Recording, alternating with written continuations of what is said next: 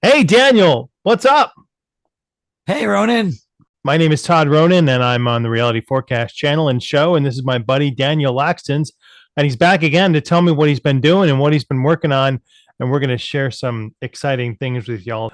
I've been putting off posting information on my Patreon about cryptocurrencies and stocks because it's so hard to get interested in it if you don't care. And I really don't care anymore because I mean, if you invest a lot of money, when you take it out, they charge you. And when you declare your taxes, they charge you. And so your gains are almost evaporated like 30% before you can even put anything in your pocket. I'm still going to do a stock portfolio forecast, and I'll publish that at the beginning of the month on patreon.com/reality forecast. If you guys are interested to see that there.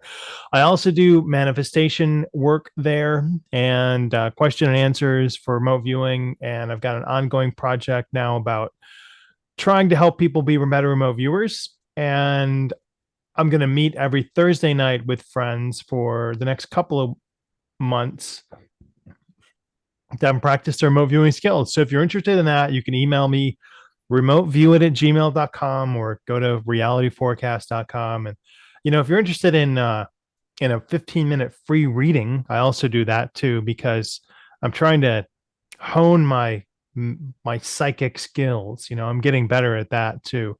And so I figure if I can give it away free or just donation, then you'll get my abilities more honed and you might get answers to some questions that you want. So if you're interested in that, drop me an email, remoteviewit@gmail.com. Daniel and I birthday's coming up in June too. That's exciting.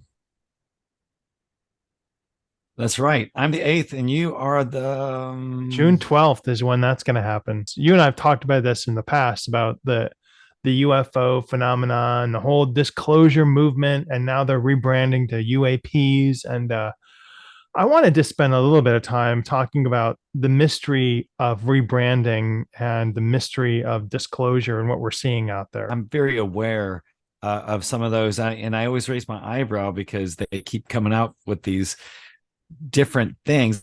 What we're telling you now, believe us now. Don't believe what we told you before when there was no life out there. We've changed tactics now.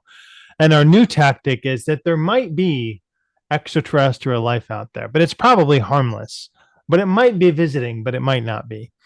Well, now what I'm finding out is like the Tic Tac UFO that a lot of people remember hearing about, because I did do a blind remote viewing session on that one. And what we got back was that it is a military project and it's contracted out by Raytheon.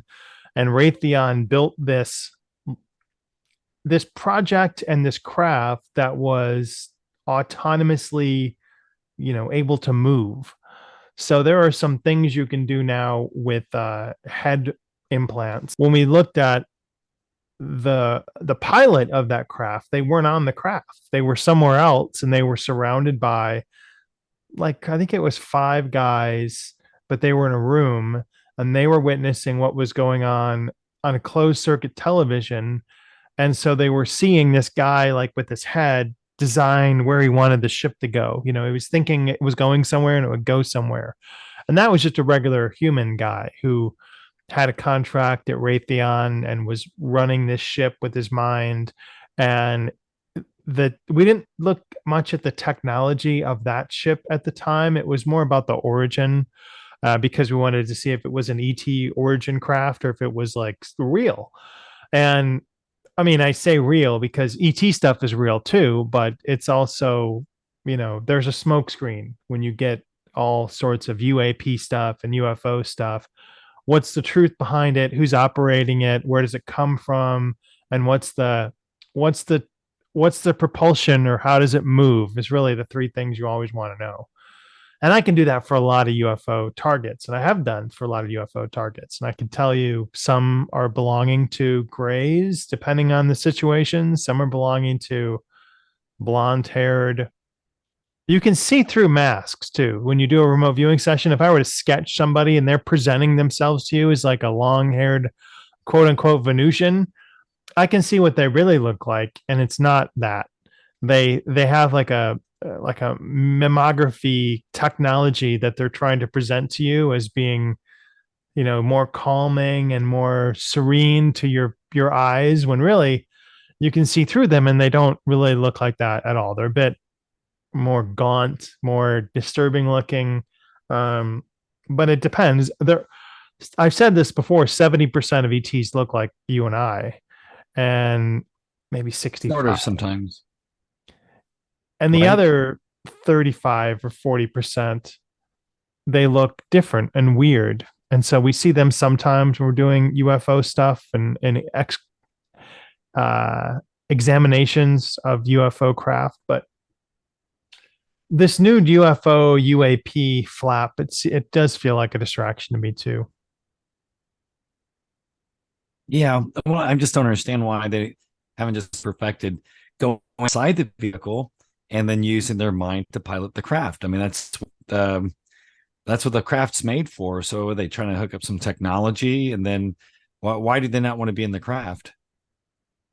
You can't be in the craft. It's too It's not small. physical enough to. I mean, it's like, it's more like aerogel created stuff. You can't sit in it. It's not a physical thing, and it drifts in between like physical reality and blips into other places. So So it's almost like in between two our dimension and slightly into another dimension. yeah, if we don't have the right shielding on the craft and we put a person in there, their brains would liquefy. They would turn to And goop. they tried it though. I'm just teasing, but I mean, the They'd truth be is goopier. Yeah.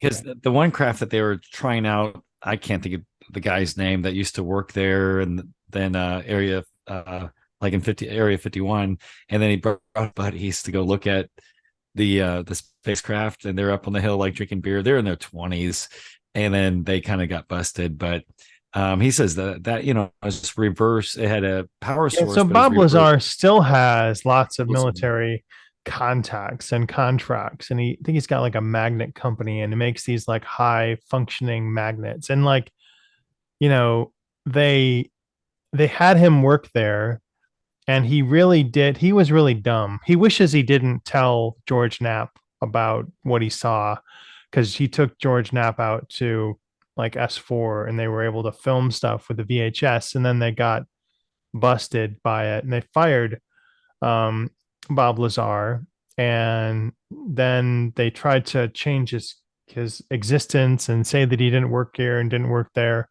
and that's what they are able to do. They're able to blank things out. Like the cancel culture now is, we're going to take you offline and we're going to censor your posts. And they're kind of doing the same thing back then, like in the, late 80s, 90s, but now they do it a bit more in an extremophile way.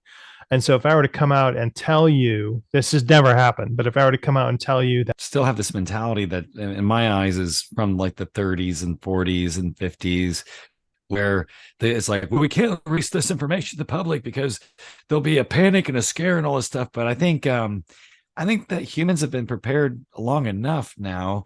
And if this is the case, I mean, it seems like the religious people, they're spiritual people, but I mean, people aren't mainstream religious like they used to be. It's really waned off. So, I mean, is there a reason why they still have this mentality of not just being transparent and saying, "Hey, check this out. This is really cool shit." why hide it now? Because it's shifted. And so the cover was that we can use it and say that it's ET craft and we can put a lid on it. But let's develop that and let's take those craft down and let's reverse engineer them and let's figure out how they work and let's use that for a military advantage. And let's How's not that tell working for anybody them? about it. And so the military advantage now is, 115 years ago, maybe ish, like the Wright brothers flew their first airplane. And now we can fake stuff like the Tic Tac. So you can't advance on a straight line without some help. It was definitely coached by other races, coached by blowing shit up and taking it apart and getting scientists in to say, hey, figure out how that is working there, that thing, figure that out. And they don't know what they're working on, but they compartmentalize everything. So when they bring those together at the offices of maybe Raytheon, maybe not, then Raytheon can put all the pieces together, and they're the ones that have the contract. And so by taking that out of the purview of the military or the Air Force, the Navy, then they can claim, oh, yeah, we don't have any projects like that. No, no, we have nothing to do with that because it's in private industry. So I private industry understand. has leapt like, 3,000 years in the last 100 years. That's not normal. That's not a linear progression of tech. Well, it's Moore's law. It doubles every year, right? So, but here's the thing that it was Bob was saying. I forget what's his last name. Bob Lazar. Lazara.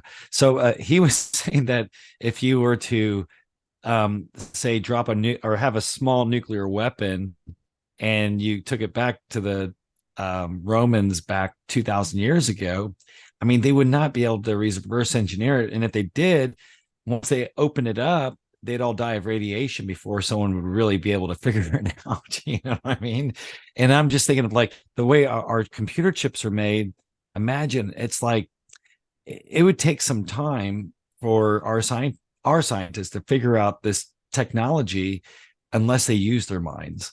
It's the key component because the mind is what flies those machines, isn't it?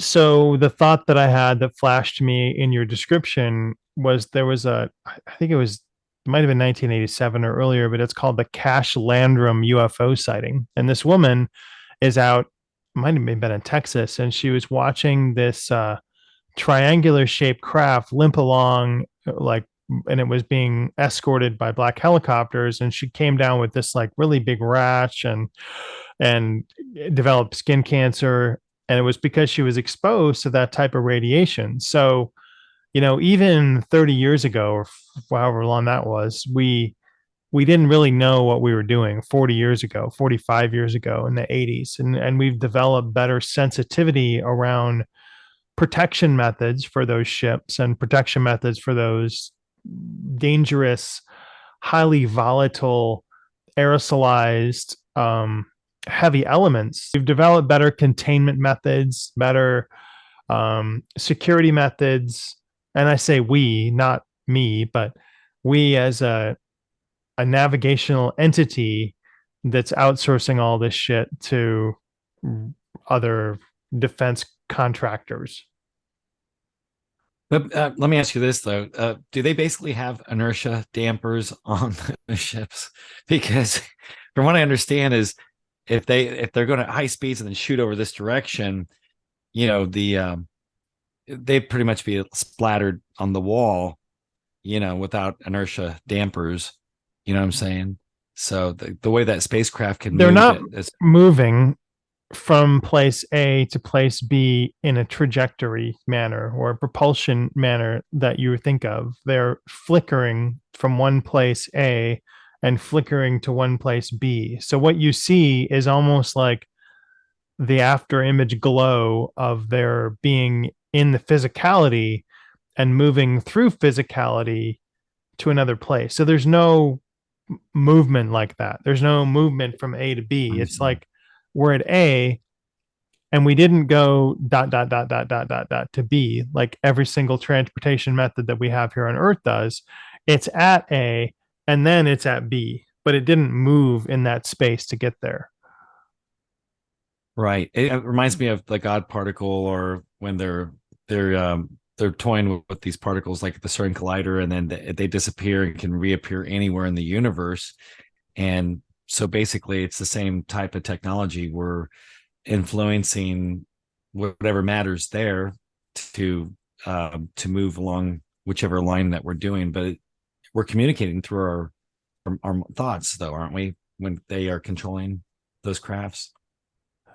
They are, oh, I don't know. I don't know how it works. I didn't look at the technology behind the thought band or how that's operating, or if that could be perturbed or not. We didn't look at that. We just saw that that was the operator, that was the function that he was using, but we didn't look what type of frequency based it was or anything deeper than that. We could later, but I don't care enough to look at that. I Man, like it's to develop cool. my own. It's some cool shit. Yeah, there's cooler stuff coming too down the pike. Um, so hopefully we'll get into some of those newer technologies that you might see blossoming in the next like 2 to 3 years. I've also said that by 2025 we're going to see a consciousness download push. So some people have asked me, this is like a tangent, but I'm going to go on it for a minute. People say, why are all those bones underneath Paris? Well, because it was a conscious decision by the government to say, we have too many grave sites and we need to, you know, do something about that. We don't have any more space. We're limited on space. Real estate's at a premium. Let's take those bones and give them some respect. And this is like they did it over 30 or 40 years. I So, what we're going to see in the next 5 to 7 years is a download of consciousness push. And they're going to push it by saying, well, you know, we don't have enough space for people. Let's download their consciousness and put it into a machine. You'll see that. And they're going to start sending these machines off into space. So, like, hey, you can take your consciousness into space instead of just a person into space. So, we'll see that.